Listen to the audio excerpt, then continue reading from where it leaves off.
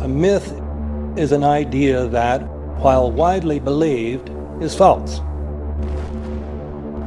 In a deeper sense, in the religious sense, a myth serves as an orienting and mobilizing story for a people. The focus is not on the story's relation to reality, but on its function. A story cannot function unless it is believed to be true in the community or the nation. It is not a matter of debate. If some people have the bad taste to raise the question of the truth of the sacred story, the keepers of the faith do not enter into debate with them. They ignore them or denounce them as blasphemers. It is wrong, blasphemous, and sinful for you to suggest, imply, or help other people come to the conclusion that the U.S. government killed 3,000 of its own citizens.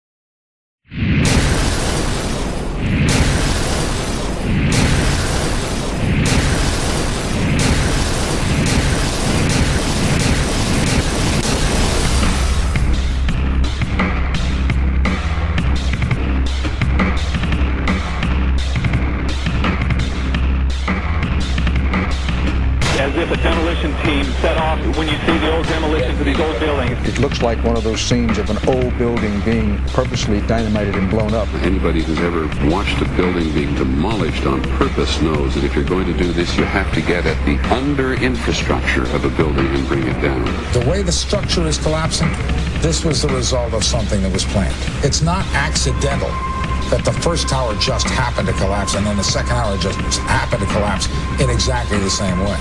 How they accomplished this, we don't know. The building collapsed to dust. You don't find a desk. You don't find a chair. You don't find a telephone, a computer.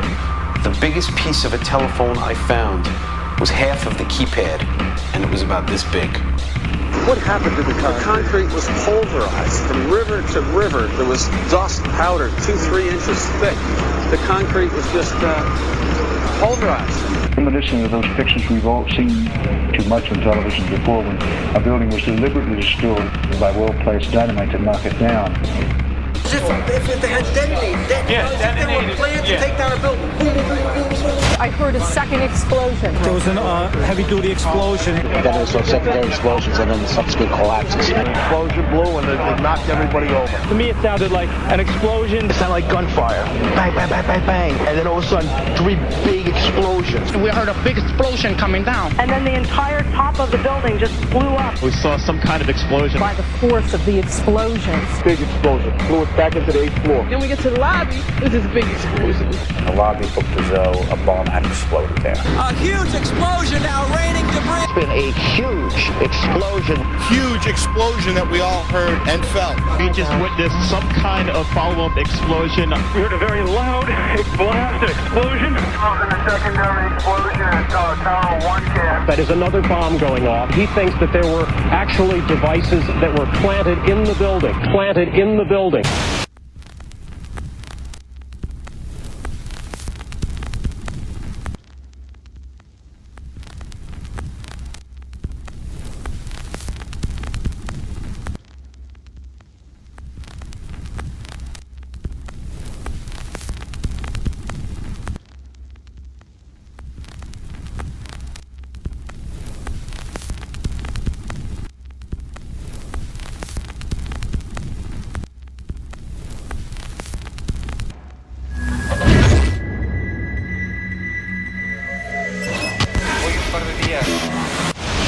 I don't think anybody could have predicted that they would try to use an airplane as a missile, a hijacked airplane as a missile. Nobody in our government, at least, and I don't think the prior government that could envision flying airplanes into buildings.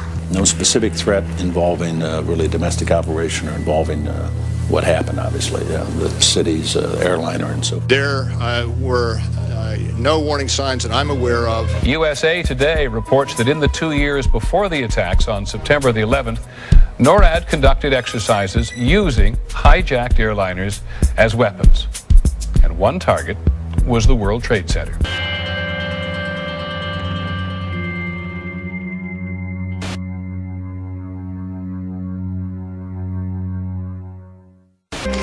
In confidential documents from the Philippines obtained by CNN, the plan was clear.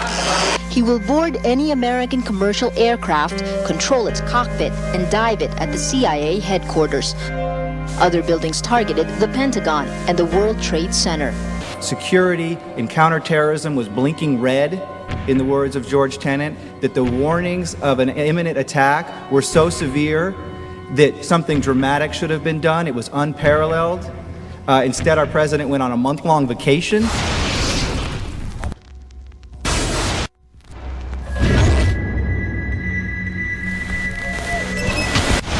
The head of Pakistani intelligence at the ISI, Mahmoud Ahmed, requested Omar Sheikh to wire $100,000 to Mohammed Atta, who was the lead hijacker.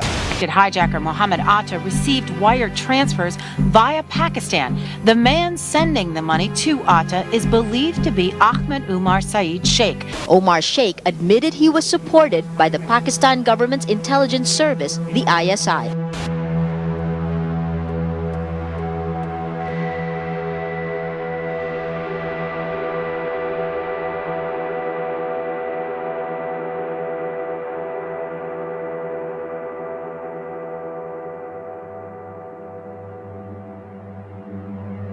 Although we are told that 4 or 5 of the alleged hijackers were on each of the flights. If so, their names should have been on the flight manifests.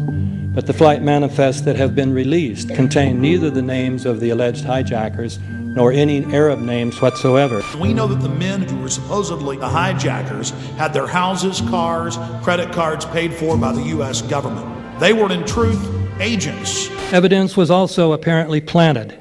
The passport of one of the hijackers on Flight 11 was allegedly found in the Rebel. Goes through the fireball, through the side of the plane, and comes down the ground unscathed. But something happened. For 6 months, they reported they had this passport. Boy, we've got it. We've got the proof. And then the guy stood up and was alive. Several of these 19 men are still alive.